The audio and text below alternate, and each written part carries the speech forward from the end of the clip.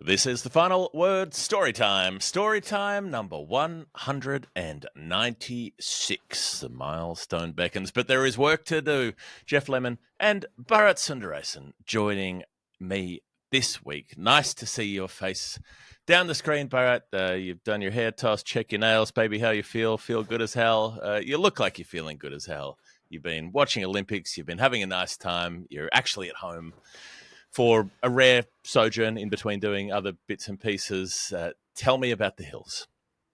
The hills are lovely this morning, Jeff Lemon. It's very, very cold, so it's taken me a while to get used to my fingers being frozen and constantly having a sniffle. And also, I've become an expert at lighting a fire, and I've had a fire Oh, going for yeah? the last 22 days. So I'm very, very proud, like Mm. non-stop. It's just the smoke's been blowing through the chimney, and it's felt good. Very different to the conditions we had encountered in the Caribbean. Humidity had a taken a big toll on my hair. So the hair's back, Hmm. and I can see Yep. some. I can see that your fingernails are painted. My fingernails have some stuff going for them as well. There's. I know this is an audio show, but I have. Okay. So there's a cactus. That's Yep. something else. And right there in the middle, I'm not flashing the bird at you, but right there in my middle finger, that's a drumstick. Oh, sorry, wrong. No, wrong middle A finger. That drumstick. one. That's a drumstick. Yeah. And if you're wondering why, I'm taking baby steps back into becoming a musician again. It's been 17 years since I touched the drums, so Mm. I found myself a drum tutor very close to where I am in the Adelaide Hills, and he's been lovely. And yeah, he's guiding me back. And every week I go to him, feels like the old Bharat's coming back. Not the dark side, but the good side. When you say a drumstick, it could mean a bunch of things. It could be a chicken drumstick. It could be an True. ice cream. It could be a musical implement. So some clarification required. But I think you've done that with the drums there. It amazes me how many people don't know how to light a fire. Like you see people try to do it for the first time, and they just jam a bunch of logs in, Yeah. and then they sort of like try to put a match in there or like one sheet of newspaper or something, and or particularly for Americans, they use those giant like chemical fire lighting logs. Like Mm. you just need like 3 sheets of newspaper. I guess nobody has newspaper anymore because we all stopped buying newspapers. But it's all about space. You need air. You need Yeah. you need oxygen. You need somewhere for air to get in, and you need somewhere for the flames to climb. It's about elevation and it's about space. That's all. Just scaffold style. Stack it up. Leave some room. Leave some room to move. There's a lesson in that, perhaps for everybody. But well, it's good to see your face and good to hear your voice. And we're going to tell some stories. We might as well get into it because the hour is ticking on my side of the planet. The show's brought to you by Westfield, London, Westfield, Stratford City, of course. Storytime 196. 196 could be what Ollie Pope made in Hyderabad not long ago, and Hyderabad might come up again on the show today. It Ooh. could be, I don't know, it could be what Barbara Azam made 196, didn't he? In which when we were in Pakistan, which one was The it? second one, yeah, the Karachi? It was one that they Karachi. saved, yeah. Yeah. Batting on that last day and going looking for an hour or so, like they might actually be trying to mow down the target when he was batting with Rizwan towards the end. Didn't quite get the double hundred, didn't quite get the win, but it was a possibility for a while there. But we're going to do our thing. We're going to get stuck into a bit of Nerd Pledge, which is a game that we play with nice people on the internet who fund this program by sending in contributions in a configuration of currency that relates to cricket in some way, and we have to figure out what the relationship is. You are going to be first cab off the rank, Yay. Bharat, with Leigh Couchman, who will be your passenger in that cab, I suppose, if we take the metaphor to its logical conclusion. Leigh Couchman is the couch man. He's relevant to the news cycle at the moment, given how much sofa talk That there is is correct. around the US election. There may be a new couch man in town, Leigh. You might have to You might have to move fight on. to Yeah. contest your Up your title. game, maybe. So Yeah. up your couch. Leigh Couchman has sent through $2.33 in AUD, and it came with some sort of indication, which I've managed to lose. Here it is. New Nerd Pledge number for me says, Leigh, Listening to your episode discussing Harmanpreet Kaur's adult tantrum, yes, but from the Bangladesh game when she was given out Yeah. and kicked the stumps over or knocked them over with her bat. And it reminded me of my favourite ever moment of stumps-related violence from any player. My number 233 is connected to this player and is related to the activity at the time of the incident. Number is current as of 25th of the 7th, 23. So we're going back a while here. Sorry, Leigh, but here we are. Okay, take it away. What have you got? Firstly, 25th July 2023. Isn't that when Adam Collins got married? It feels like that was the day when he got married. But it is around that time, yeah. Anyway, Yep. that was in June. About Sorry, that. by July we were in the June. we're heading towards the last July test was of the nearly series. over. We were at the Oval. That's correct. Yeah. Time has flown by. And even before we get into this nerd pledge, if you grew up playing street cricket or more so, if you were one of those kids in India who was a gun for hire kind of cricketer, tennis ball Yep. cricket, where people would come and take you away to play in one of those big maidans. Stump related violence is what you experience pretty much on a every weekend basis. It was just another Saturday because I remember often being dragged away to play in these games, and some of them were in some interesting parts of the city, and there would be multiple games going on, but at any given point some bad Yep. decision somewhere, the batting team umpire would have been biased obviously towards his own team, and the first thing that would come out is the stump, and and it was generally used in violent fashion. It wasn't, oh, it's my stumps, I'm taking my stumps and bat and ball and going home. It was like, no, I'm going to Right. stick the stump into your chest before I go Oh, home. So I'm going to use the stump to, I'll use the stump. I'll make my point. So it is Hansi surprising Cronje that style through the door. exactly through the door, and it could be through you at times. So I grew up Buffy with the stump. umpire slayer. Yeah. Look, speaking of umpire slayer, I don't know whether you saw that clip the other day from Zimbabwe where the guy hits a six of the last ball, celebrates, chucks his bat, and it hits the umpire at the batters, and it's quite a funny clip. Back to Leigh Couchman.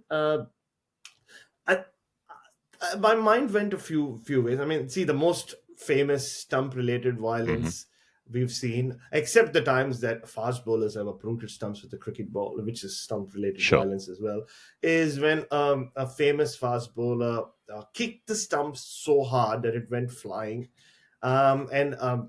I even heard some people say that Manchester United were keen on signing him up because this is when Manchester United was struggling. And the year was 1980, and the fast bowler was Michael Holding. But having said that, considering Ali did bring up Harmanpreet Kaur, and considering her adult tantrum was thrown in Bangladesh, and considering the fact that he mentioned that the number was related to the activity at the time of the incident, I was wondering if you went the Shakib Al Hasan way, because Shakib Al Hasan has shown his angst to fans, teammates, opponents, umpires, and stumps. And if you remember, there was that famous clips of him from a Dhaka Premier League game in 2021, I think, when at one point he came and kicked a stump out because he was unhappy with the umpire's decision. And then in the same game on the same day, he came and uprooted all three stumps with his hands and just chucked them away. So, Shakib can be, he can be a bad boy at some point. So you could say related to the activity because he's bowling with he doubles down. So one of the times he's bowling, the other time he's batting. So that wouldn't be related. Is that where we're going here? That's so how that's how I read it. And considering this nerd pledge came to us last July, Shakib Al Hasan had at that point had taken 233 test wickets, and the nerd pledge is 2.33. So we could run with that. Yep. But going to the Michael Holding incident, the score or New Zealand score when John Parker was given not out famously or infamously, And Michael Holding, and classic Michael Holding, right? Even when he kicked the stump out, if you, I'm sure all of us listening to this, or all of us who know about the incident, have watched that clip many, many times. Yep. His right foot makes contact with top of off, and that's when the off stump goes flying. So, and once a fast bowler, always a fast bowler. He's always targeting Mm. the top of off. Yeah. So, It's the and photograph for me though, rather yeah. than the video. There's that exquisite photo which is so balletic, which there's nothing that Michael Holding ever did that wasn't graceful. And even when he's absolutely cracking the shits and booting the stumps out of the ground, he looks graceful in doing it. He's Mm, got this incredible sort of dancer's leg lift. mm, I've been watching a lot of the gymnastics at the Olympics over the last few days, and that sort of that move that they have to do on the floor routines where they lift the leg yeah. almost parallel to the body, sort of up to the face, and then spin around on the other toe. He's it almost looks like he's doing that. The foot's up above his head. It's an extraordinary photograph. If you haven't seen it, pop it into Michael Google and see what you can find out. But it's a beautiful bit of violence, I suppose. Whereas the Shakib one it's much more pragmatic. I played a game of pub cricket once against a guy who did the same thing, demoed the stumps twice, once while he was keeping wicket and once while he was batting. So when he got out, just turned around and took out all three with his bat. And before that, when someone put a catch down or an appeal wasn't given or something, and he booted all three stumps out as well. And it was suggested that maybe that wasn't the level of cricket for him. Maybe if he was going to be that competitive, he might want to go and play something else. Yeah, and going back to what you said about Michael Holding and his grace, I'm waiting for that Simone Biles book to come out, which will, like, once she's done, once she's Yeah. officially retired. And I wouldn't be surprised if she says it was while, I mean, her inspiration was that picture. I think she had it framed on the wall, Michael Holding kicking the stump out in Dunedin. And, uh, the leg lift, her technique was based I purely hope on so. Michael Holding. Yeah, I think so. It's Yeah. coming for sure. But yeah, just on that Holding incident, and I was like, we were all aware of what had happened, and the famous photo Mm. as well. My research tells me that it happened, and because at that point when cricket happened in New Zealand, very few people watched it. I guess you can say the same even now, especially when it's Test cricket. Time zones never help. So it was only after 2 or 3 days after it had happened that the incident became global, and it was because the Mm. photographer who took that picture in New Zealand sold it to the papers in England, and then they published it, one of the English papers, and that's how that incident became super famous. Also, not to forget, in Mm. 1980, this was the invincible West Indian team, so they'd just beaten Australia and gone to New Zealand, and I mean, we all know about him kicking the stump out, and we all know about the reputation that New Zealand umpires had. So Fred Goodall was one of the umpires. He was umpire in all three games in that a pretty hostile series, which the West Indies lost. So for them to lose a series in New Zealand, and probably that was the last time they lost before they lost to Australia in 1995, if I'm not mistaken. That was the start of their unbeaten run. And there was acrimony even before that Michael Holding thing happened. West Indies were Mm. unhappy with the hotels they were put in. They were put up in motels. Apparently, they had to carry their own kit, which I'm surprised that the West Indian team or any cricket team from that era was surprised by. Anyway, it's not like it's 2024 and everything's done for you. But like so, and even on day one, the West Indians were not happy with the pitch. They were not happy with the umpiring. And at tea time, so Michael Holding kicks the stump out because John Parker clearly edges the ball behind. You can see it, and you can hear the commentator go, "Oh, it's a display of emotion from Michael Holding." Well, that's one way of putting it. When you kick Mm-hmm. the stump out, and Michael Holding apparently told, as he says in his book, he told Clive Lord, "That's it. I don't want to bowl. I'm not going to bowl again." And you can see it in that clip as well. Derek Murray, the wicketkeeper, kind of trying to calm him down and say, "Okay, go back and bowl."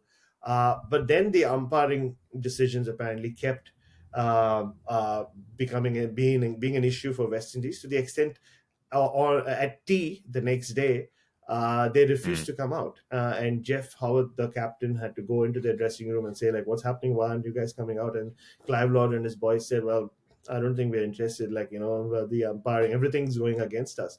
And Jeff Howard walks into the dressing room and says, "Okay, from this point on, if one of our batters edges the ball, we won't wait for the umpire's decision. We'll just walk away." And what happens 10 minutes into the Mm, session after he convinces the West Indians to come out? Jeff Howard gets an edge, very clear edge to the ball. Umpire gives him not out, and does he walk away? No, he doesn't. He just stays there. So and this is the first test in Dunedin, and things have mm. already reached breaking point, and West Indies lose that game. New Zealand chased on 104 by 1 wicket. And then we move on to Christchurch, and this is where the infamous Colin Croft, Fred Goodall incident happened, where this continues, and there's even some talk that they're going home because, as you can imagine, it is 1980, so some radio station in New Zealand comes up with this calypso about these whinging West Indians, and I'm sure there was some racial undertones too. A lot of commentary around what was happening with the West Indies at that point.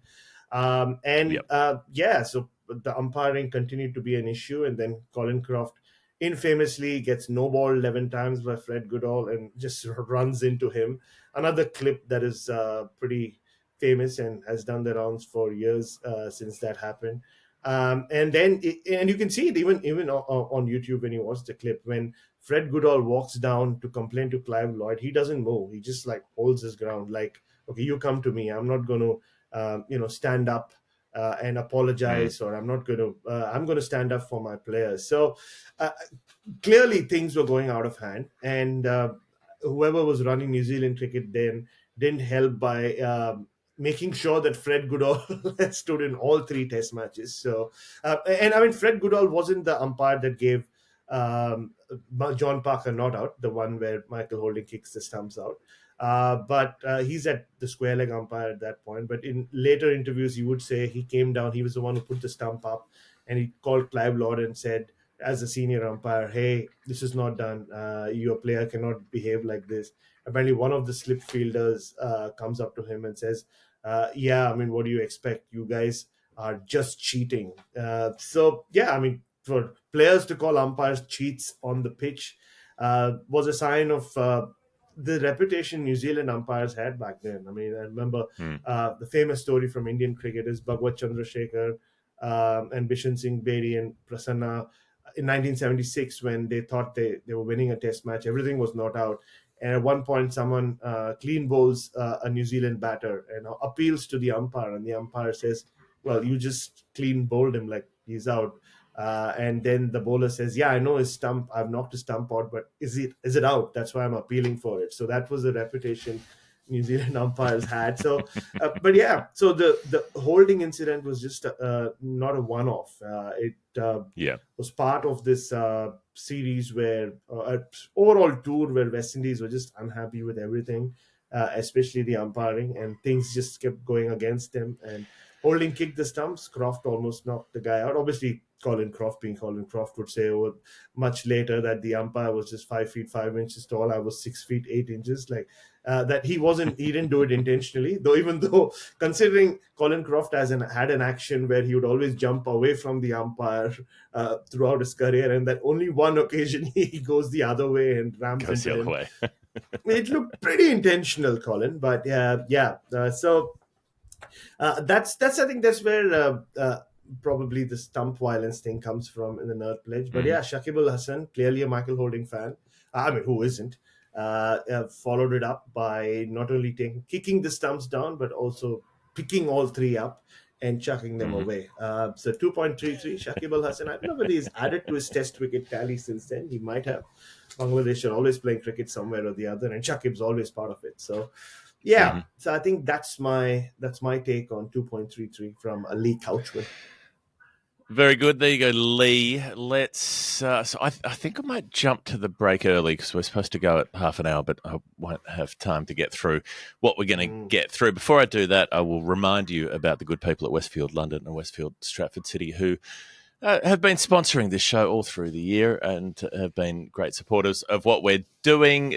There's not a big written piece today. I'm just going to say this: if you're listening to the show and you want to help us out, go and download the Westfield app because then when you've got the app, you can find out about all the things that we talk about on the show. You can go to the events page and see what's going on there. You can easily track down the things that we're mentioning. You can see what the promotions and deals and whatnot are, and you can find out what's happening at which of the different centres and where it's available and when it's available and all the rest of it. And it will make them happy. It'll make us happy, and it will hopefully be useful for you as well. Just go to the App Store or follow the links in our show notes. You'll be able to figure that out.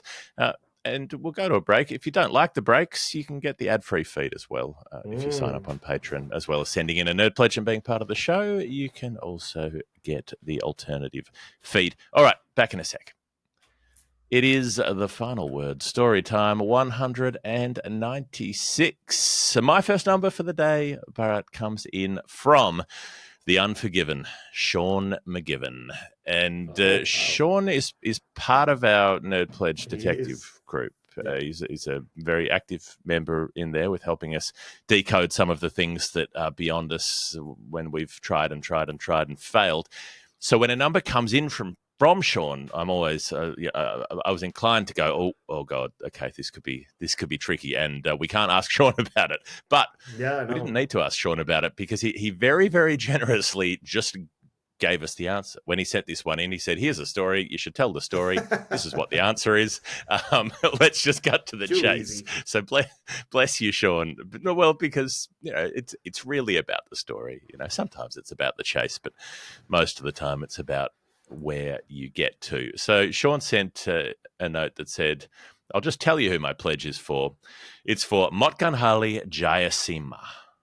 And that might be a name that rings a bell for you. Yes, Motganjali Laxminasu Jayasima, ML Jayasima, who Sean says, among other things, he was the first player to bat on all 5 days of a test match. Nearly took India to a win in Brisbane in 1968, has the second worst men's test bowling strike rate of all time, has the smallest difference in first and second innings average, which is 0.06 among men to have scored at least 1,000 test runs, and is second to Manoj Prabhakar for the number of times to open the batting and bowling in a men's test. And I had to know more. Sean wanted me to know more, and so that is what I've done. Because Jayasima is a name that's come up on a lot of scorecards we've looked at when we're looking at some of the early Indian cricketing greats, the Naidu brothers and so on and so forth, as we've been going through those early decades of Indian cricket. He's not there right at the beginning. He's not even born when India played their first test match. Yeah. He's known for timing, and he's a master of timing. He's born in 1939, just before World War II. So, doesn't lose World War II years to his cricketing career because he's a tiny child. He dies in 1999 before Y2K becomes a problem, just before Shoaib Malik makes his ODI debut. Still hasn't retired, Shoaib Malik, still available if selected. And if you look up pictures of ML Jayasima, you can see why he's referred to as a stylist. There's this one photo where he's down on one knee after a cover drive. He's got this intense sort of gaze looking off towards the cover boundary. He's got this thick, luscious black hair that's sort of swept back in a wave. He's hatless, repeat, hatless. He has like a woolen sweater vest on, but he has his sleeves very artfully rolled up to display the forearms. And he's got this knotted white neckerchief around his neck I guess to soak up the sweat that might run down your neck. So he's got the shirt collar open, and then he's got the collar popped up, and he's got this neckerchief there. And it gives me real Richie Benno vibes, the popping the collar like that. Apparently Azharuddin used to do it because he used to copy Jayasima, but I reckon that Jayasima probably copied Richie Benno, which makes sense because they're not quite contemporaries initially, at least, although they become opponents later. But Richie Benno's first test match is 1952. Jayasima's first class debut was 1955. So he probably would have seen Richie play in those formative years that he had. So and it's easier to be stylish when you're absolutely loaded, which he is. His family's very rich. They've got a construction company in Hyderabad. They live in a big mansion. It doesn't quite follow. So there was a quote from one profile that I read where it said, ML Jayasima was literally born with a silver spoon in his mouth. No, I don't think he was. Yeah, Like unless his dad was a Tin Man, I don't think that's actually true. yeah, That's not what literally means, even though literally apparently means figuratively now. Um, have true. you ever That's heard a correct. tale I of didn't anybody forget about that. literally born with a spoon in their mouth?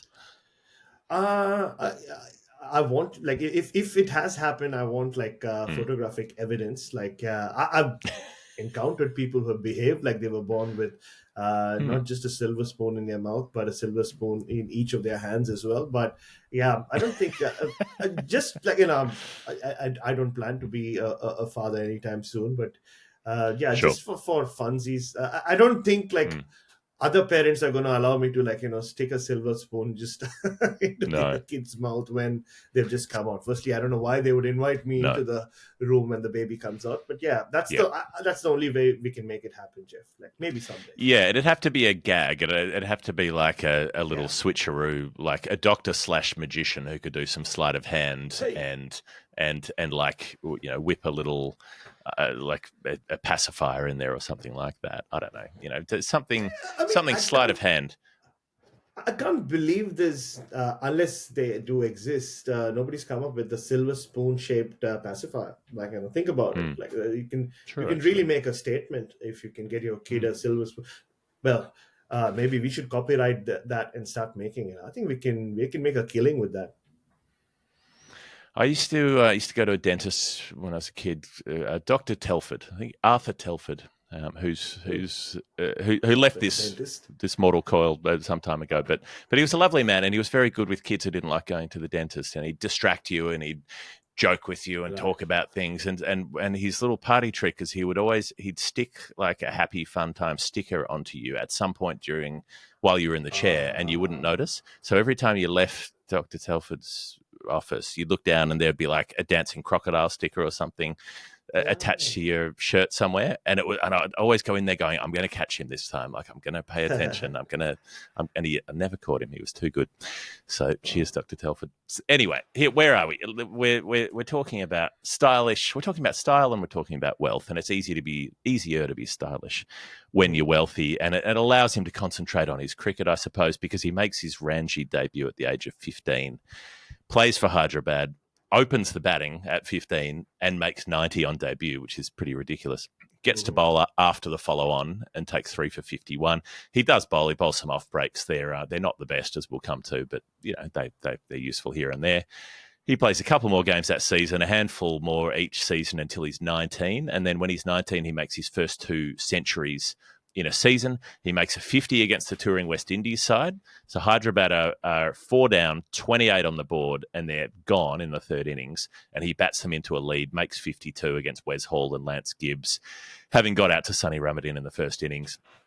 And they lose the game, but it gets him on the boat for England, and perhaps that innings is vital there. So he plays Cambridge, plays the MCC at Lords, plays a bunch of tour games, and he gets picked for one test. He plays the second test, which doesn't go well, but they chop him around a lot. They bat him at 7, then they have him open in the second innings. He makes 1 and 8, doesn't play another test for 6 months, and then he gets picked in Calcutta 1960 against the Australians, who are leading the series 2-1 going into the fifth test, and he gets to play against Richie Benaud as captain. So if there is some connection there, then I hope Mm. that was a, a fun moment for him to get to do that. He he's I don't know how this exactly happens, but he ends up batting at 9 in this game, and this is the game where he does the clean sweep of batting every day. So he comes in just before Mm. stumps on day 1. He's 2 not out at stumps, batting at 9. Then he's 20 not out when they're bowled out early the next day. Australia bat the rest of day 2 and most of day 3. Norm O'Neill makes 100, and then a couple of wickets fall, and Jayasima gets sent in to bat at number 4 for some reason in the second innings.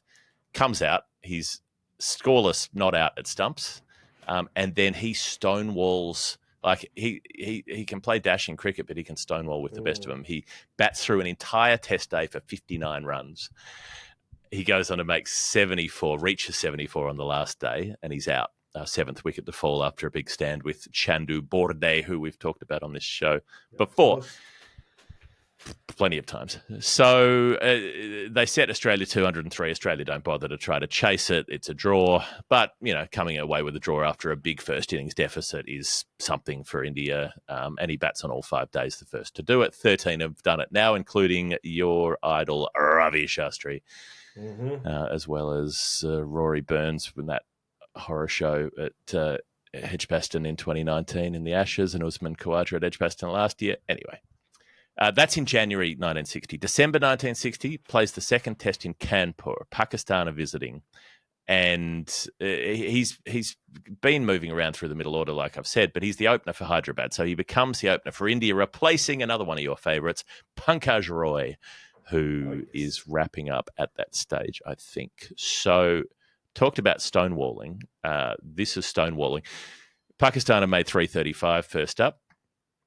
Our guy is not out at the start of day 2, and then through the entirety of day 3, he makes 54 runs in the day. So he made 59 in the day in the previous test, 54 in the day this time around, and goes on to reach 99 from 505 minutes by day 4.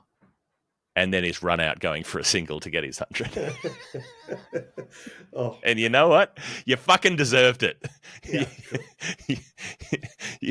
you take the piss like that, you deserve it. Like Sean Marsh at the MCG against India, just scratching around for about 3 hours when they should have been setting a declaration and then finally getting run out for 99. Yeah, you tempt the cricket gods, they'll get you. It wouldn't quite have been the slowest 100 had he got there. Jackie McGlew for South Africa had already made a 545-minute century. The record later belongs to Mudassar Nazar with the 557 that was the source of Rob O'Neill's Nerd Pledge all those years ago. But he stays in the team, makes a string of 20s and 30s, and then England visit. He makes a couple of 50s at the Brabourne, 70 in Kanpur, 127 in Delhi. There's his first Test 100 after the 99. 37 and 36 in Kolkata. Has a bad tour to the West Indies, and then India don't play Test for a couple of years. England visit in 64. He makes another 100 then, makes 50s against Australia and New Zealand. This is all in India, and by this point he's become the leader at Hyderabad. So he's played 10 seasons already for them. And then he stays captain for, I think, 14 seasons straight. He captains Hyderabad, which is this really interesting dynamic because Tiger Patowdy is captaining India with Jayasimha playing under him. And then Jayasimha is captaining Hyderabad with Tiger Patowdy playing under him in this quite heavy star power Hyderabad side at the time. Much like Rohit Sharma and Hardik Pandya in the current era for Indian cricket. Controversially, though, Hardik Pandya captained Rohit Sharma in the Mumbai Indians, and then Rohit Sharma captained Hardik Pandya in the T20 World Cup. And and I think this is also around the time, like you said, there were 2 teams. Hyderabad was part of Andhra Pradesh, the biggest state. Now they've become their own states. And Hyderabad used to be a presidency. That's why you would see a lot of aristocratic people, and we're going to speak about aristocrats later in the show. Play for them, like the Nawab of Patowdy, like you said, and ML Jayasimha and others. And always had the reputation, that part of the country, of producing very stylish cricketers, which we'll speak about later. Right. So look, he plays through for India until 1967. They have the Kolkata riot match in 67 where the police bat and charge a bunch of spectators, and it ends up being a riot and things get set on fire and they call off the cricket for the day. And the West Indies end up winning by an innings and he gets dropped at that point, doesn't play for a couple of years, and then they send him an SOS. And this is the game that Sean mentioned at Brisbane, the third test at Brisbane in 1968, which is a belter of a game. Australia make 379, Doug Walters 93. Bill Laurie's playing, Young Chappelle's playing, Paul Sheehan's playing. India make 279, so exactly 100 behind. But that's a comeback from a point where they're 3 wickets down for 9 and 136 down for 6. Jayasimha top scores with 74, equal top scores. Australia make 294 in the third. Doug Walters again, 62 not out. And then Rusi Surti, he's taken 3 wickets in each innings to go with 52 in the first innings. That's what gets him a Sheffield Shield contract. He comes back and plays for Queensland the following season. which is one of the more unlikely joinings of overseas players with Australian domestic sides. India gets set 395, right? Impossible. No chance they're going to get that, especially when their third wicket goes down at 61. But Rusi Surti goes again, makes 64. Tiger Patowdy makes 48. He's out just before stumps. Doug Walters bowls him in swinger. Doug Walters is in the military at this point. He's been called up. They had conscription for Vietnam in Australia at that stage, and he was conscripted into the national service, but was released to play this Test match. So just as well for Australia that he was, because he's pivotal.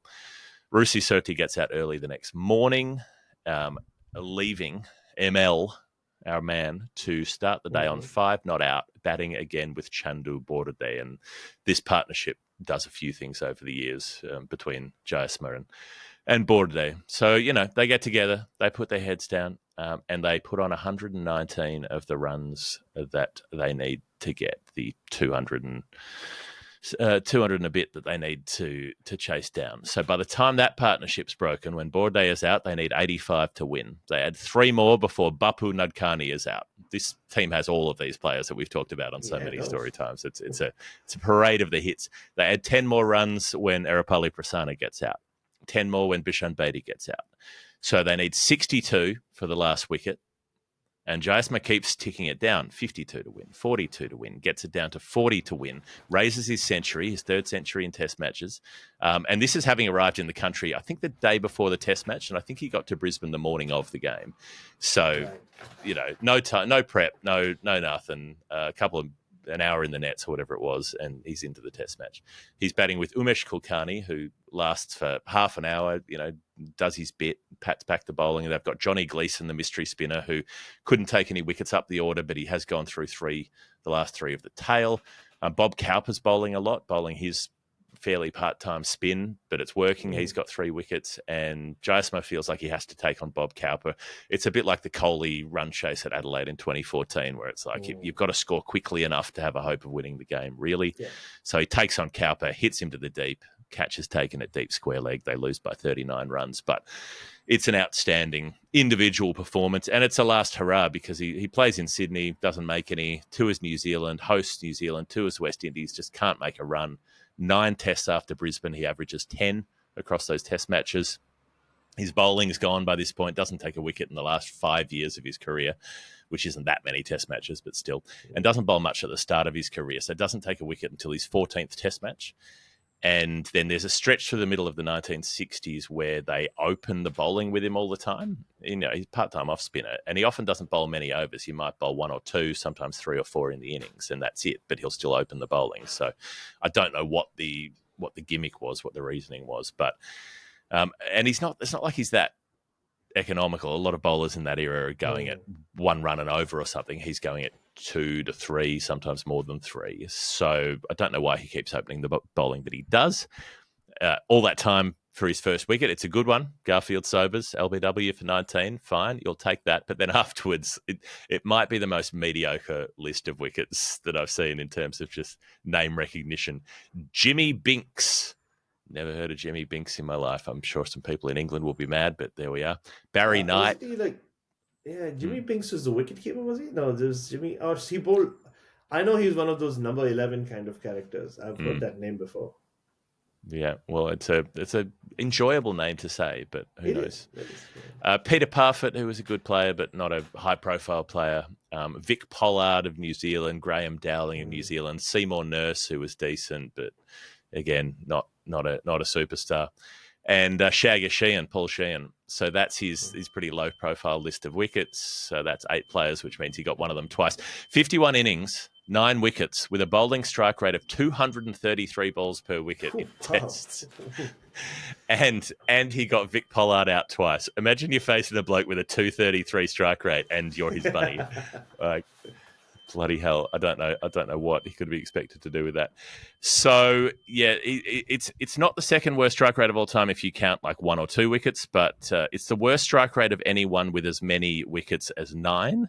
And if you use the 2,000 balls cutoff that statisticians usually use, Asoka De Silva is the only one with a worse strike rate. He took 8 wickets. So that's our number, which was 233. He also made 33 first-class tons, 2 of which were doubles. So that's another 233. opened the batting and bowling 14 times. Manoj Prabhakar did it 21 times. And yeah, his averages across the innings very close together. 2 of his tons were fourth innings tons. Only 52 players have made more than one fourth innings hundred, so he's one of them. Became a selector, team manager, man about town, and unsurprisingly for someone who was always smoking a cigarette, he died of lung cancer at the age of 60. ML Jaisma, there is Sean McGivern's answer, and I know it's correct. Yeah, and very well done. A few more things I will add about him. Like you said earlier, very stylish.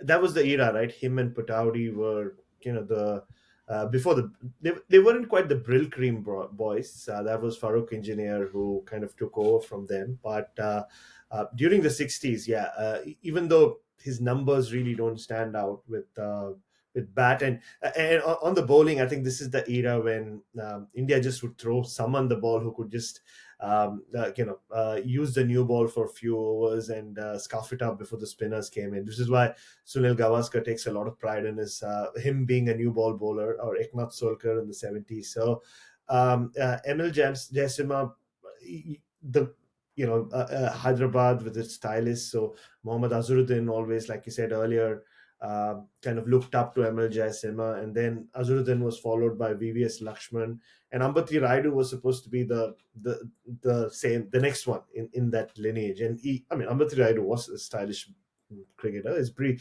natty, stylish dresser now. I saw him in the World Cup, but Emil Jaisimha kind of was a trendsetter at that point. And in his latter years, like you said, he just lived to 60, but he would be, I think he played multiple roles: selector, administrator, and a lot of cricket journalists from the '90s will always say, Emil Jaisimha would say, you can always tell how good or stylish a cricketer is by looking at his bottom. Apparently, he had this great strength. He would look at a cricketer's bottom and say, okay, this guy would be stylish or this guy would be good. So there you go. That's a skill not everyone can claim to have. The Tebbit test for the arse. That's extraordinary. Superpower. All right, next number for you, Bharat. This is a new pledger. It is from Justice SZ, which is a pretty badass sounding name. I don't know what it means. I don't know what SZ is about. Is it Sioux Zealand? I'm not sure. The number is $6.20. It's in AUD, and the clue just says this is about something that ended in 1962. Look, I think you can look at this number in a few ways. Firstly, the only other justice I know is Justice Chubaba, who then became Chamu Chubaba, who's, I think, still playing for Zimbabwe, if I'm not mistaken. Speaking of players who don't retire. And what did end in 1962 was it was the end of the amateur era. And so I looked at this number 6.20.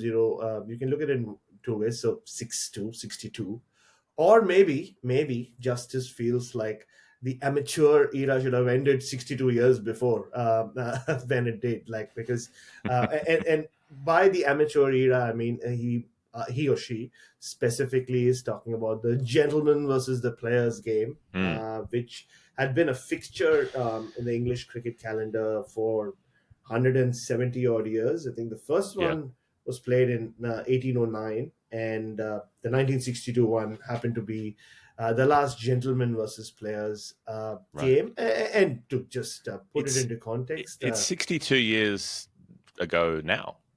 It's 1962. It is actually 62 years. Wow. It's a scary thing, right? I don't know whether you come across those things on Twitter where they say so and so year is closer to like the year you were born than it is now. Oh, 62 years. 1962 felt like yesterday. Yeah, when I was born in 1985, but yeah, a lot of time has passed. A lot of time has passed in our lives as well. Yeah, we need to be keep an eye on that. But 62 years. There you go. So justice is onto something there. So 62 years since the last gentleman versus players game was played, and Yeah, so gentlemen were the amateurs, basically people, the haves, people who had money, who played sport Hmm. because they thought they wanted to play sport. Because, like my mother says, oh, he does journalism because it's a passion, and I always tell her, no, mother, it's not a passion, it's a job. And the players who did do it as a job were the players or the professionals who played Hmm. against them. And so I did some digging, and apparently the first the official gentleman versus players game concept began in 1809, but you have to go back 11 years prior to that, when the first unofficial game between these two teams, the amateurs and professionals, were played. And uh, you have to credit a gentleman, of course, called Mm. Lord Frederick Beauclerk. He was Of a course. controversial, apparently, and somewhat abrasive cricket obsessed clergyman, and also apparently an illegitimate descendant of Charles II. So, well, Lord Beauclerk, well done. And yeah, so he was the first guy to challenge the professionals of that era for a game of cricket. This used to be underarm, don't forget. And yeah, and so this was the first ever game played between a bunch of players who, had everything, lords and barons of the times, and players who were like you and me, Jeff, like, who would do anything Mm. if you were paid for it. And But this concept was then brought back to the fore 11 years later, or 8 years later, in 1806, I should say. And that's when officially it became gentlemen and players. And Beauclerk was still there. Beauclerk was the first captain of the gentleman team. And then from that point on, it was just a practice. And it was the case in all other sport as well. As we know, people who were wealthy, who were aristocratic, played it Hmm. because because they could play it and they wanted to play it whenever they felt like playing it. Whereas the professionals would, do it as a service. And Hmm. because because they were professionals and because they were better, the professionals always the games were pretty one-sided. And even if you look at the overall record, in 274 matches between 1806, there were periods where they didn't play it, between wars and other times as well. And between 1806 and 1962, and I think 274 games, the professionals kind of killed it. Like they went through phases where they were they went on streaks where they were unbeaten for like 30, 40 Right. years. And overall, they won, the professionals or the players won 125 of these, and the gentlemen won just 68. And most of those 68 Yeah, wins cop came that. when WG Grace. Cop that, you I know. aristocratic pricks. Yeah, sure, you can go and tap your card at the House of Lords and get your 400 quid a day just for rocking up, you absolute parasites. But you couldn't win the fucking cricket. Piss off. And not only could they not win the cricket, on paper they were like, oh, we just get expenses. We don't need a salary, or we Oh, don't need yeah, to they were get all paid to play cheating. these games. They were Yeah. absolutely, yeah. So which is why they were called the They were getting paid Shamateurs more as than well the across all professionals were sport. half the time. They were like, "Oh, well, Easily, yeah. you've got to pay me for the business income that I'm giving up by coming on this tour." So they weren't even amateurs; they were a sham.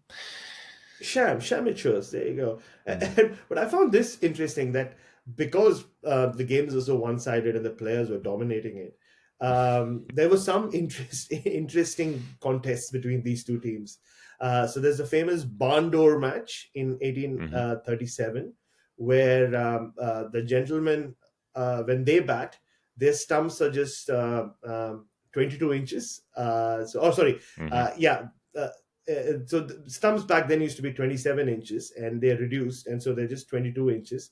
But it's called the barn door match because when the players bat, their stumps are 36 inches. So they play with the stumps which are like 9 inches taller than usual, whereas the gentlemen, the amateurs, the lords and the barons are batting, their stumps are shorter by 6 inches. And If that's not a metaphor for the entirety of existence, for the absurd privilege conferred by wealth, that is just the perfectly set up physical visual metaphor. Well, when we're doing it, it's like this. When you're doing it, it's like that. When we steal $80 million from our collapsed company, we get banned from directorship for 18 months. And when Ooh. you steal a 3 packets of jelly snakes from a shop, you go to prison for 5 years. It's just, it's grotesque. Yeah, and not surprisingly, they lost the barn door match as well. The gentlemen did, like, despite uh, having 11 more extra inches to aim at, they couldn't hit the stumps often enough. So then, what did they do? Well, why don't we start loaning players? So we'll get professionals into our team, and often these Oh, games of were, course. uneven games. So the professionals would have 9 players, and the gentlemen, so the players would have 9 players in their team, and the gentlemen would have 11, at times Hmm. 18. So it was 9 versus 18, and they still lost. But nothing really summed up the social aspect of this contest than the fifth one. And this, you love this. If you thought the barn door match was funny, so this was the one in 1821, was supposed to be played, and most of them were played at Lord's back then, between 23rd to 25th July. So that's a 3-day game. Gentlemen bat first, are dismissed for 60. And then they spend the rest of day one on the field. And then they spend the rest of day two on the field. And at the end of day two, the players are 270 for 6. And the gentlemen just give up and walk off the field. They say, no, this is too much. Like, this is not what we signed up for. Like, we can't spend so much time out there on the field, because that's why we have you guys. And it was described as a suitably murky affair. It's also called the coronation match, because that's when George the Fourth was came into power, or he became the king. But yeah, Christ. it's that's what they did. So if they weren't increasing the size of the stumps, every time they had to spend too much time on the field, because they themselves had been bowled out cheaply, they said, nah, this is too much work, we're off, we're not professionals, we're amateurs, you see, we're just doing it for fun. Oh Christ! It's yeah. We were talking about BB and Mboko before playing. It's like the game where he was on 430 whatever, and the captain of the other Oh team just yeah. goes, "Nah, I'm good. Nah. Had enough. Gonna head home. See you later." Yeah, we're taking the train back. Yeah, but it is funny when even like writers like E.W. Swanton and those guys, when they look back at it, they call it like the best.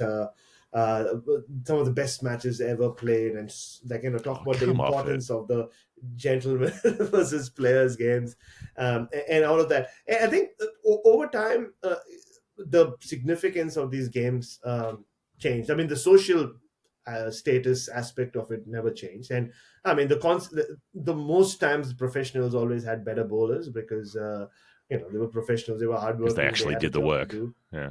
Exactly, yeah. And uh, allegedly, the gentlemen had the better batters. Clearly not, considering they needed shorter stumps and they were still getting bowled out pretty cheaply. So things changed when W.G. Grace came onto the scene, and he was probably the first successful amateur, or first successful player for the gentlemen. And he played Yeah. in Also got most paid matches more that than he played. anybody. He's the biggest fraud of Exactly, them yeah, I'm all. sure double. Absolutely, he must have frauded them at every level. Imagine his expense bill. Like, we've seen journalists who are employed by newspapers spend so much time to their expenses. Imagine how long he would have spent doing that. So Hmm. he played in 85 of those matches, and that was the only period where the gentleman did well. As we come into the 20th century, people already started questioning the veracity of it. 1927 was the first time officially there was a discussion. There was a committee set in place to see if, like, they wanted to get rid of amateurs. It's funny that it took them 35 years from that point on to Mm. finally take a call. That call was taken in January 1963. So when this final game was played, and not surprisingly, the ideal candidates like Ted Dexter captained the gentlemen in 1962, and this wasn't at Lords. This was the Scar. So the way it was done is the main gentleman versus players match was always at Lords, and then the secondary match was at the Oval, and then they would play the last game of every season at the Scarborough Festival. And I know you love talking about Scarborough, and so apparently the Scarborough was baseball of that era, Jeff. So at Lords, they took it seriously, both teams, especially the gentlemen, because it's Lords. At the Oval, they were like, yeah, let's have some fun. But Scarborough is where it was supposed to be aggressive and play some entertaining cricket. So that was the baseball of. So if you're a baseball fan and you want to go back, if you get a time machine, and you want to go back in time and watch some cricket, you are a gentleman versus players fan, make sure you go for the Scarborough one and not the Lords one, where you'll just see a bunch of rich people not knowing how to play cricket most times. And 1962 was an interesting year overall as well for the amateur versus professional battle, because in tennis you had Rod Laver winning, doing the Grand Slam, won all four Grand Slams, and he was still an amateur who then realized there's more money in being professional. So he goes professional, and it takes tennis 5 more years, to abolish the whole amateur concept, and the Open era officially begins. But in cricket, at least in England, which is the only place where this still existed, they played this game. Ted Dexter captains gentlemen. Fred Truman captains. Who else but Fred Truman captains the players, and he gets done with this match. And not surprisingly, it is the players who win the final gentlemen versus players game. The scorecard's slightly interesting. Think so. Yeah, it's a properly star-studded team at this point. By 1962, it no longer had the whole old stigma of just being the haves versus the have-nots. It became like a great selection criteria match. A lot of young players and old players would use this game to get back into the test side. And people who were in favor of these games would always say, during an era where there wasn't a lot of test cricket towards the end of the 19th century, these were the key games. But yeah, by 1962 you had like I mean, it's for gentlemen you had Tony Lewis and MJK Smith, my dad's favorite cricketer growing up, when he was growing up anyway. Um, uh, you had others as well. You had Roger Pridue, if that's how we say his name. And the players had John Edrich. They had the great Ken Barrington, who made 100. They had Barry Knight and Tony Locke and Fred Truman as captain. So they gentlemen make 328. Players take a lead by 9 runs thanks to Ken Barrington. And then the gentlemen are bowled out, you can say, in the second innings. But it looks like the players, the professionals, said maybe the pitch had started turning. I don't know, because Tony Locke and Brian Close between them bowl 49 of the 68 overs, and they take 3 wickets each. Tony Locke takes 3 for 126, and by the end, I just think like Fred Truman got sick and tired of it. He comes in, he takes 3 wickets in the same over. 3 wickets in 4 balls. He finishes with figures of 4 for 11. The game's done. And then just to rub it in, Fred Truman says this whole amateurism was ludicrous business, and that it has to be abolished, and thankfully it will be. No more fancy caps, all for the abolition of amateurs and their afforded privileges. So he says this after he smashed the players, mostly single-handedly in the end. And this is in September of 1962. By January, it's done. And 1963 is where one-day cricket officially is born, where the Gillette Cup starts. And yeah, I mean, what better way to signify the start of the purely professional era than a one-day tournament? No, I mean, it wasn't white ball back then, but yeah, and that's where it started. And it's interesting when you look at it. 1963.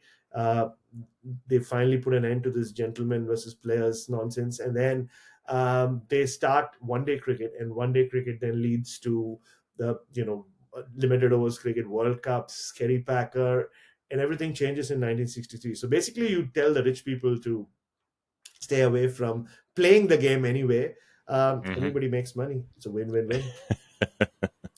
I'm kind of amazed that it happened, honestly. Like, given that England is such a basket case for clinging on to this sort of sucking up to the nobility. It's Stockholm syndrome, basically, that like the honours list stuff that keeps happening, the House of Lords stuff that keeps rolling around, this kind of panting obsession with people who are supposedly better than you. I'm actually quite surprised that they were that early in moving on from it, and that it's not a thing that's still going around with, as they keep knighting all of the cricketers and so on. I know there are a lot of people who don't hold those sorts of views in that country, but enough do that it still hangs on there. Watching the Olympics opening ceremony, you think the French had some pretty good ideas back in the 1700s. Anyway, we are due for a break, and then a couple more stories to get through. It is the final word. It's story time 196. And I am going to look at a number for Alisa Miller. This is a new pledge. Thank you for joining up and being part of the fun. Alisa, who sent through £2.78. And there was no clue attached. I did ask if there was a particular direction. And Alisa said, whatever you want. 278. Paint the canvas that you wish to paint. So here we are. It's an open number. Obviously, I could talk about Glenn Maxwell's 278 that he made for Victoria against New South Wales at the North Sydney Oval, which was a very enjoyable day, particularly as he surged towards 300. But we have talked about it before. We'll probably talk about it again, so I better take the opportunity to do something else, especially while Adam's not on the show. If Adam were here, we would definitely end up talking about Glenn Maxwell. We wouldn't be able to help it. So let's do something else. 278, this isn't strictly the answer, but on the way to it, it is the highest test score for Dennis Compton, who you just mentioned, didn't you? Which it's interesting. I have a bit of kind of identity blindness with Dennis Compton in some ways. Like, I know that he's hugely significant. I know that what a pivotal figure he is in cricket and the football crossovers with Arsenal and all the rest of it. But there's somehow in my head, like in the same way that I get Gloucestershire and Glamorgan confused all the time, I always have to really stop and concentrate. Am I thinking of Dennis Compton? Am I thinking of Wally Hammond? Am I thinking of Len Hutton? Am I thinking of Ted Dexter? They all kind of merge into each other in my head. It's like not being able to tell right hand from left hand and having to stop to think about it. So, you know, I know there's the Brill cream. I know there's a Playboy reputation, but I'm always having to stop and remember, okay, well, Wally Hammond's playing in the 20s and Dennis Compton's playing in the 60s, and it's a very different thing. But somehow he's not Ted Dexter. You know, he's not Wally Hammond. He didn't catch the clap in the Caribbean. He didn't write Test Kill, the erotic romance thriller of Ted Dexter, and ride his motorbike around. Maybe he did. Anyway, I find it hard to place him sometimes, even though he has one of the most significant careers in the history of the game, which is just an odd quirk of my brain. But he did make his highest test score, which was 278, in the middle-ish of his career against Abdul Qadir's Pakistan side, who we've talked about. We've talked about this tour, actually, you and I think, on an episode of this show. Which the extraordinary bit about the 278 is that it's built around a partnership with the Barnacle Bailey of 192, of which Compton scores 165.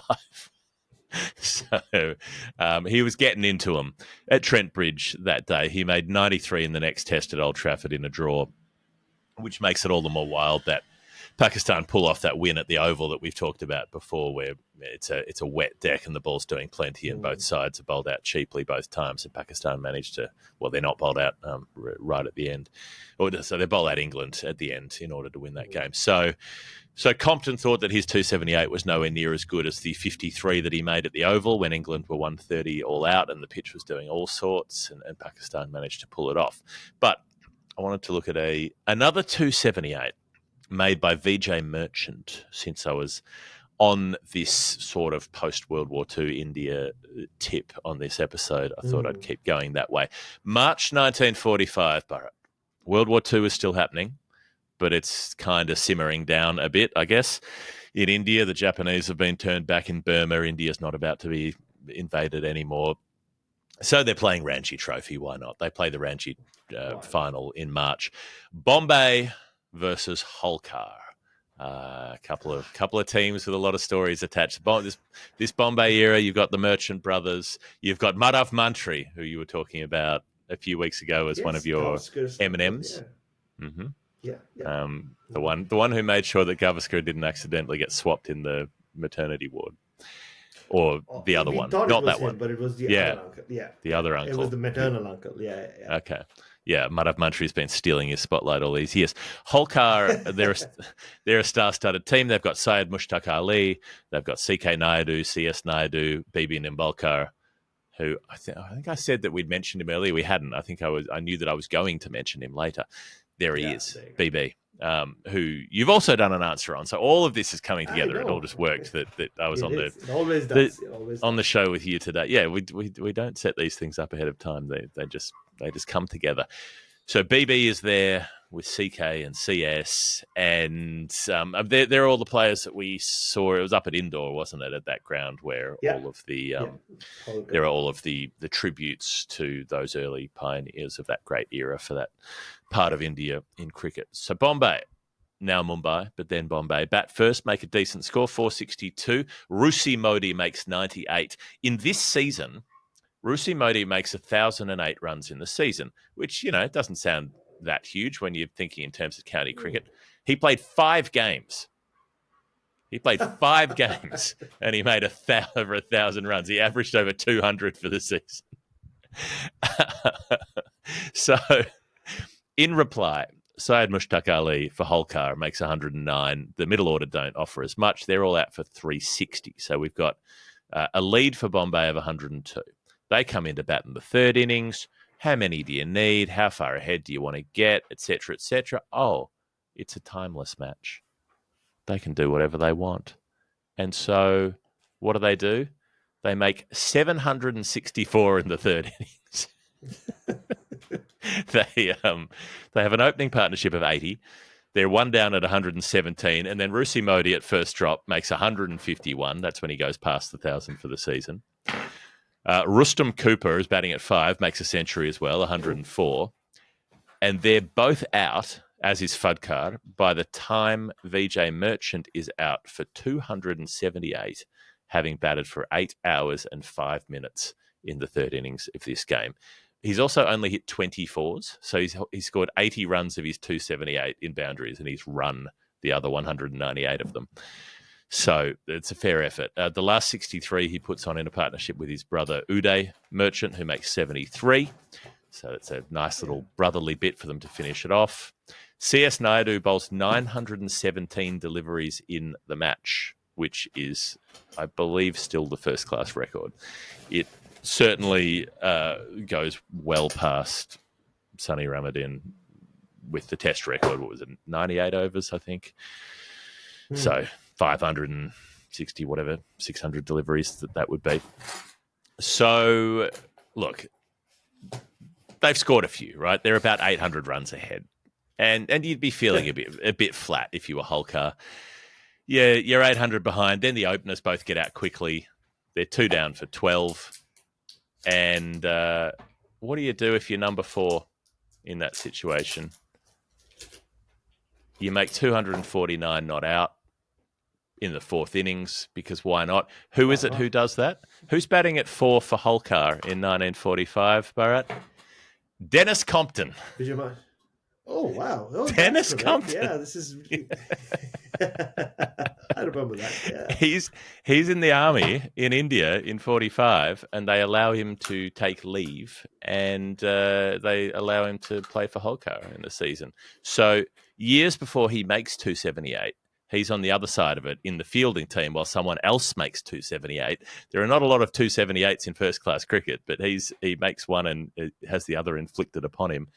And he's got Syed Mushtaq Ali batting with him, who makes 130. So twin tons in the game for Syed Mushtaq Ali. 249 not for Compton. They still lose by over 300 runs. Of course they do. But it's a hell of a fourth innings. And Dennis Compton bats all the way through the middle order, through the tail, unbeaten on the way to making 492 for the team in the fourth innings, deep into the 6th day of a timeless test. He only ever makes one score higher than that before he ends up with the 278 of his own. And he remains joined by those two numbers across a large span of his career, one of them at the Brabourne, one of them at Trent Bridge. I just could not believe it when I found that link, when I realized there was that connection. Like, no matter how long we do this, there are still these things that can utterly surprise us. Oh, I'm not saying I'm condoning world wars, but if there was one little silver lining from World War II, it was the fact that you had, because you couldn't play cricket in England, and there was maybe some cricket in Australia. You saw the likes of Dennis Compton. I think even Keith Miller's played in the Ranji Trophy. They just showed up. They were around, and this is before England had left India, if that makes sense. So, And well, I mean, we did have in more recent times. I mean, in this century, we've had English cricketers Mm. come and play in the Ranji Trophy. And no offense to them, but when you wouldn't talk of Dennis Compton and Kabir Ali in the same breath, would you? I mean, good fast bowler Kabir Ali. I thought he was a good cricketer, but Hmm. yeah, Vikram Solanki and Kabir Ali came and played for Rajasthan. I remember Mm. maybe 20 years ago. But yeah, it's a trend that would be fun, and I imagine Joe Root coming and playing for Baroda, or it's not going to happen, but yeah, it is funny, man. It's quite a find, like you said, with Dennis Compton there. And on the theme of Indian cricketers of that era, just going back to ML Jaisima, something just sprung to mind. Um, People like who played for India in the 70s and 80s were such great fans of him. We spoke about Mohammad Azharuddin, but our man Sunil Gavaskar. So when his son was born, so his son's Rohan Gavaskar, but his the full name is Rohan Jay Gavaskar. So Mm. Rohan for Rohan Kanai and Jay for ML Jaisimha. So that's Huh. how big a fan Gavaskar was that he added Jaisimha's name to his son's name. But Hmm. yeah, fun era of Indian cricket, Yeah. right from the 1940s to the 1960s. Yeah, all of that Polyamragar and Chandu Borde, and then up to the great spinners coming through. It's yeah, Mm. I've always enjoy coming back to it. So there is the answer that I've put together for you, Elsa. Hope you enjoyed that one. We've got one more for Mark Gray. This is a new pledge as well. Thank you to these new pledges for getting involved. Everyone who signs up helps us support the show, Yep. and I think we've released the live show tickets as well. So if you're a patron, you get a discount for Oh, yeah. those tickets, as well as getting the ad-free feed as well. So there are lots of reasons to join up, become part of what's happening on our chat forums where everybody's talking about the cricket and having a nice time. Mark Gray, you're our last pledger for the day. You've got £3.44.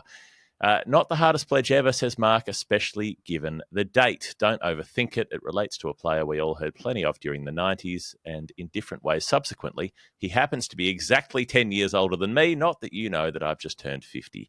So the date this came in was April 30. What have you got? Well, I know this answer pretty clearly because the cricketer that our friend is talking about, who turned 60, I was one of the people, the radio station that this particular cricketer works for. They approached to send or was it an audio? Yeah, it was an audio birthday message, and it Huh. was to. Well, I call him the godfather of Australian wicket keeping, anyway, modern day wicket keeping.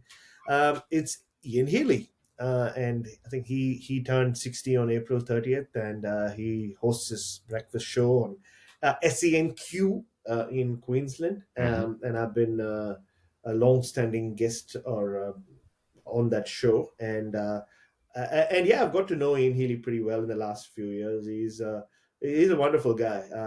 It's been a lot of fun, like doing commentary with him, but just getting to know him. And yeah, so I was, yeah, to send him and as you can imagine, it was long. Nobody listening to this is not, not be surprised. I don't know whether they played the whole message on radio. I think they said, oh, keep it to 30 seconds. So, Yeah. like, I think mine was close to 3 minutes, not surprisingly, but yeah. Mate, how So, many ad breaks do you Ian Healy reckon turns SEN took in your message before? at least four, yeah, at How, least four minimum, yeah. how many Henley Tobin Brothers homes? funerals would have How given many, like celebrating lives. celebrating birthdays for Tobin Brothers funerals, celebrating lives. Yeah, that sounds about right. So yeah.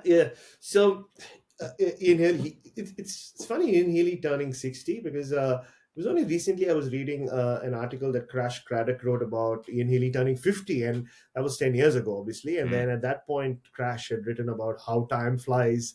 It's only yesterday he was a junior cricketer who I saw trying to break into the Queensland team, and Ian Healy's 50, and with this illustrious career, 119 tests and all those dismissals, and yeah, here we are, 10 years on. I think one thing I will give Ian Healy, he might be 60, but obviously he has aged since we last saw him play cricket for Hmm. Australia, but his energy and his enthusiasm for the game has not gone away at all. Like he's still so curious. And one thing that does stand out for me, two moments on commentary, or three, but just his joy for cricket.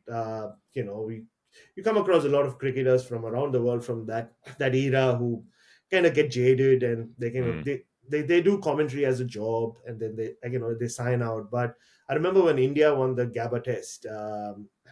You were there in Brisbane. I was Yep. in the Sydney studio on SEN.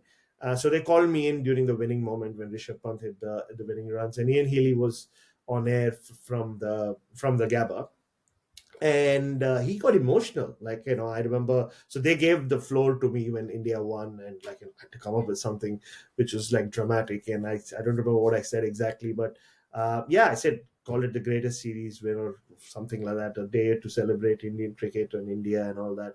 And I could hear Ian Healy almost like tearing up. Like, he was so emotional that India had won, and he said, I have to agree with Bharat, it's the greatest win I've ever seen. And I saw the same kind of emotion earlier this year when Shamar Joseph Mm. blew away Australia once again at the Gabba Mm. on the final day. So, for someone who's part of such a famous era of Australian cricket, and probably formed one of the most famous partnerships on the Yeah. field with the one of the greatest to ever play the sport in Shane Warne. For him to get emotional about cricket matches where yeah, I mean, Australia losing, but also, involving teams that maybe he's not that familiar with.